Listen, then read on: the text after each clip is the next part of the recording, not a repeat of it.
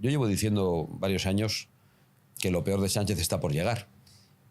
Y siempre acierto, porque siempre vemos algo peor. Pero en realidad no tengo ningún mérito. No hay más que asumir nuestra propia experiencia colectiva de los últimos años con lo que fue el zapaterismo y luego con lo que ha sido Pedro Sánchez, y parecía que ya habían hecho la mayor fechoría. Y siempre hacen una peor. Zapatero se superó durante toda la legislatura. Luego llegó Sánchez con la mentira de los pactos y decimos, bueno, esto lo ha hecho para llegar al poder, solo va a hacer esto, ¿no? Y no, cada vez hace una cosa más grave, de carácter ideológico, más extremista, más tiránica, con ánimo de destruir la separación de poderes, el sistema democrático y mantenerse él en el poder. Estamos ante un personaje sin ningún tipo de escrúpulos. Y si el que está arriba no tiene escrúpulos, pues imagina los escrúpulos que tienen los que le rodean. Sí.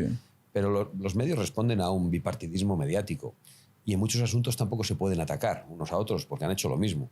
Ahora estamos viendo las tramas de corrupción y las mafias del Partido Socialista para mantenerse en el poder y para defenderse de las investigaciones de corrupción contra el Partido Socialista, contra el presidente del gobierno, su entorno familiar y político, pero no podemos olvidar que también el Partido Popular, con el caso Kitchen, utilizó el Ministerio del Interior para defenderse de las investigaciones de corrupción que había contra el gobierno del Partido Popular en ese momento. Entonces, en algunos casos han hecho cosas parecidas.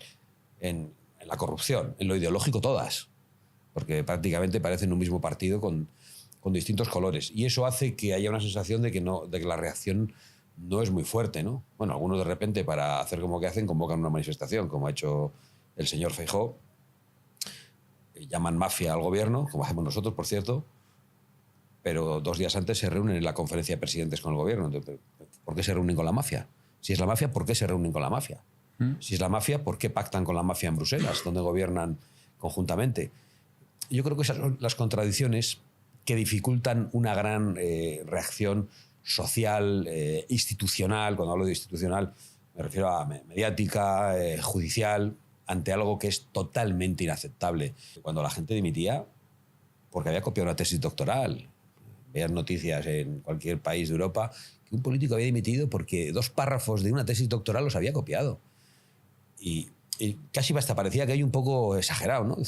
Pues ahora da igual, puedes copiar la tesis doctoral entera, puedes utilizar las instituciones a tu servicio familiar, a tu servicio partidista y no pasa nada. Puedes imponer las ideologías más extravagantes, fanáticas y peligrosas, sin saber muy bien por qué, provocar un apagón y no pasa nada. No asumen las consecuencias de sus actos, porque no tienen ningún principio. Yo creo que esa es la clave de todo. Estamos ante gente que no tiene fibra moral, a la que lo único que le importa es estar en el poder. Y para llegar al poder pueden decir una cosa o la contraria. Sánchez en estos momentos es un extremista en la política nacional, rodeado de lo peor, y un extremista en la política internacional. Pero Sánchez, si necesitase para mantenerse en el poder pactar con Vox o decir lo que dice Vox, lo diría. Es un personaje que no cree en nada. Y yo creo que eso tenemos que entenderlo. Yo puedo respetar mucho más, igual que quizá a la gente le sorprenda, a un izquierdista, incluso a una persona de ultraizquierda que están las antípodas a mis planteamientos, o a un globalista que se lo cree, que alguien como Sánchez, que realmente tengo la convicción absoluta, no cree en nada. Pero yo creo que eso que tú percibes, esas contradicciones tan sorprendentes, responden a lo que yo te decía. Cuando no hay principios, es lógico que veas contradicciones permanentemente, porque actúan a salto de mata, van cambiando en función de los acontecimientos, todo les da igual. Bueno, el señor aquel que no se iba a ir de Vallecas y acabó viviendo en un chalet, pues es el que ahora ha dejado la política y se dedica a pedir donaciones para un negocio privado, como dices. Oye, pero mucho mejor, ¿eh? Mejor ahí sirviendo copas o poniendo platos con extravagancias ideológicas y con nombres de asesinos comunistas, mucho mejor ahí que en el gobierno jodiéndonos la vida a los demás. Lo que pasa es que parece que ha poseído el espíritu de Pedro Sánchez y en realidad en su acción política se ha fanatizado, ¿no? claro, se van a ir con una derrota electoral, pero no, que no van a irse por vergüenza, no van a irse ante un caso de corrupción, no van a irse ni aunque el Tribunal Supremo impute al presidente del gobierno, porque el Parlamento votaría en contra del suplicatorio y ese juicio quedaría anulado. Están dispuestos incluso a decir, si el Tribunal Supremo quiere imputar al presidente del gobierno, no tengas ninguna duda que no se le puede juzgar porque ese es un juicio político y porque los jueces del Supremo son franquistas. Ya sabemos cuál es el argumentario, ya sabemos a qué se ha dedicado este gobierno. En cada legislatura vuelve con el asunto de Franco, con el asunto de José Antonio Primo de Rivera, con el asunto del Valle de los Caídos, con el asunto de la Guerra Civil, porque es la única forma que tienen de agitar a sus extremistas, ¿no? Eso es lo que hay. Van a utilizar ese argumento para todo. Claro. Contra Vox, franquista. Contra los jueces del Supremo, franquistas. Pues yo creo que es extraordinario lo que está pasando en el mundo. Evidentemente, con todas las buenas noticias vienen imperfecciones, porque estamos hablando todo de obras humanas, ¿no? Y evidentemente no todo lo que se hace nos puede gustar. Hay gente que dice, estás con Trump, por lo tanto te gusta todo lo que hace Trump. No me gusta todo, pero me parece muy bien gran parte de lo que está haciendo. ¿Va a poner aranceles? Digo, bueno, es que él defiende sus intereses, no los nuestros. El problema es que los políticos europeos no defienden los intereses europeos, defienden intereses globalistas, defienden intereses de castas dirigentes, defienden intereses de un sistema opresivo desde un punto de vista fiscal, desde un punto de vista educativo y desde todos los puntos de vista. Y claro, no entienden a un político que defienda sus propios intereses nacionales. Entonces, más allá de esa pequeña contradicción, que lógicamente nosotros no queremos esos aranceles, nos parece extraordinaria la revolución del sentido común que ha triunfado en Estados Unidos, que ha triunfado en Argentina, porque uno puede tener una etiqueta ideológica, liberal, el otro otra, pero en realidad hay una base común, que es ese sentido de las cosas que son normales, de las cosas que hemos aprendido en nuestras casas, sin ideologías y sin fanatismos. Y eso es lo que ha triunfado en Estados Unidos. Y por eso el wokismo, que es una locura absoluta, que quiere entrar en las cabezas de la gente, en las casas de la gente, en las neveras de la gente, en la educación de nuestros hijos, se ha desplomado en Estados Unidos. Y yo creo que eso es extraordinario. La censura digital en las redes sociales ha terminado prácticamente. Cuando antes estaban todos al servicio de la administración Biden y de los prebostes de Bruselas, de repente, con el cambio en primer lugar en X y después con la victoria de Donald Trump, llegó el cambio también en Meta, Facebook, Instagram y las demás, ya no hay una cancelación de determinadas ideas. Y ahora, ¿qué quiere hacer la izquierda que gobierna todavía en algunos países o en la Unión Europea junto con el Partido Popular? Amenazar a esas redes sociales para que sigan cancelando, como habían hecho hasta ahora los discursos de los que cuestionamos las políticas de género, la agenda woke, para cancelar a los que criticamos la inmigración masiva. En definitiva, para cancelar a los que llevamos la contraria al discurso globalista y del socialismo internacional. Son muchos, vienen muy fuertes desde hace mucho tiempo y tienen la ventaja, entre comillas, de la dictadura. Ahí no tienen discusiones. Ahí hay un tío que ordena y manda y el Partido Comunista Chino es el que lo decide todo. Hasta nombra a los obispos de la Iglesia Católica en China. O sea, es una cosa realmente grave. Y digo esto porque ahora parece que para algunos China es la referencia. Dice que Trump trata mal a un periodista y se monta aquí el escándalo padre. Pues el mismo que monta el escándalo se va a China. ¿Y cómo tratan en China a los periodistas? Que si Trump quiere deportar a unos porque están lanzando un mensaje pro-yihadismo de Hamas, se monta el escándalo también. Oye, y se van a China, donde directamente matan a los musulmanes. Que nos lo expliquen, esa es otra contradicción. De repente China es la referencia para von der Leyen, para Pedro Sánchez. Pues yo creo que no. Yo creo que lo que teníamos que hacer es seguir la estela de quien hoy está representando los intereses europeos de verdad, gente como Víctor Orbán, como Giorgia Meloni, que se sentó con Donald Trump, y tratar de negociar respecto a los aranceles un acuerdo de libre comercio con Estados Unidos y Europa y conjuntamente ponerle los aranceles a China. Protegernos de eso.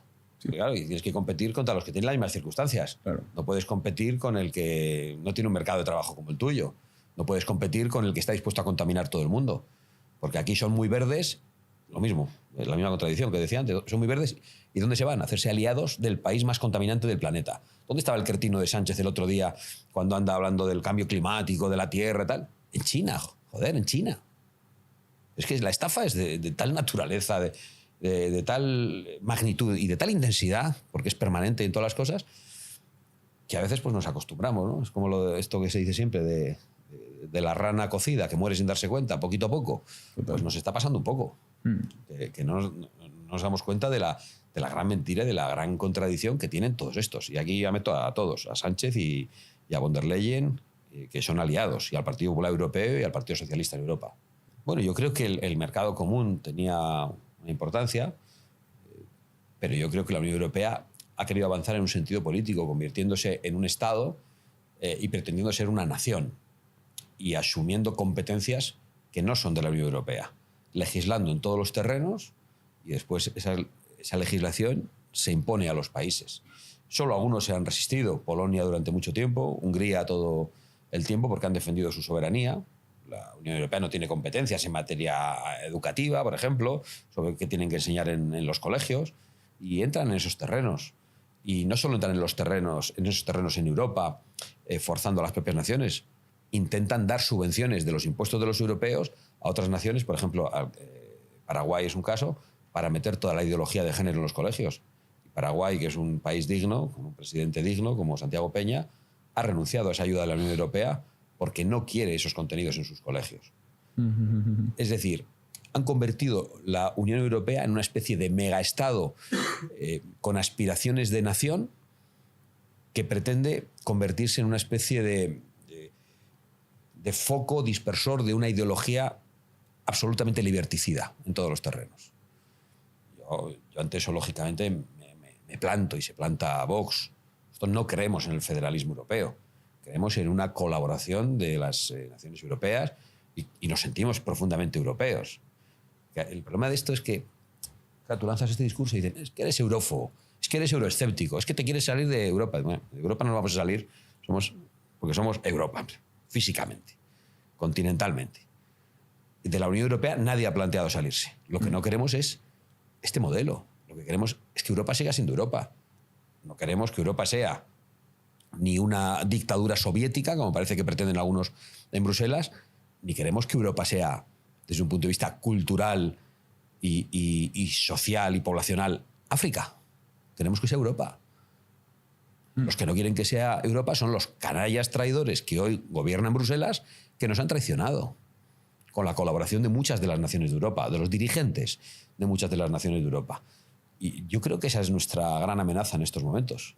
Yo veo a Europa en peligro, a la Europa verdadera, a nuestra propia identidad.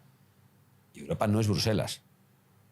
De hecho, hoy Bruselas, una gran parte de Bruselas es Molenbeek, un barrio donde se aplica la ley islámica, que ha dejado de ser Europa. Porque podemos seguir siendo Europa aceptando que aquí vengan todos los que quieran, que apliquen sus propias leyes tiránicas de desprecio a la mujer, que impongan la Sharia y creer que eso es Europa. No, Europa no es solo un espacio físico. Europa es una forma de entender la vida, que tiene unas raíces. En Grecia, en el derecho romano, en el cristianismo. Eso es Europa. Y si Europa deja de ser eso, Europa desaparece. La llamaremos como tengamos que llamarla, pero no será Europa. Y nos están condenando a eso.